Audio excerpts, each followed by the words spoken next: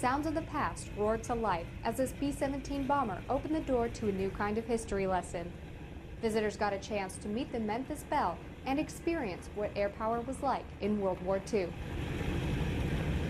You start looking out the window and imagining what our airmen went through, back in 1943, 44, and 45. The noise, the sounds, the fear, the cold.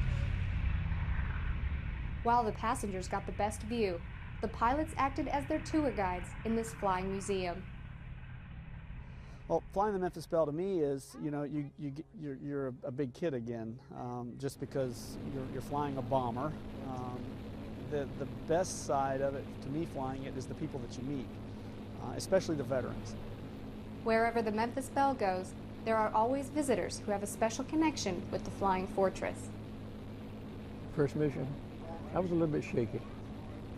It wasn't too bad once you got to know your crew, you work with your crew and everything. Everybody was a good crew. Everybody worked together, and we understood each other's position, and we understood the risk and everything else we take. Even though the Memphis Belle is a reminder to those who served, it also shows the younger generations how the B-17 was crucial to winning the war. History keeps building and things get crowded out, and this brings it to life. This helps provide a platform for veterans or family members of veterans to pass on this knowledge and this importance to their children.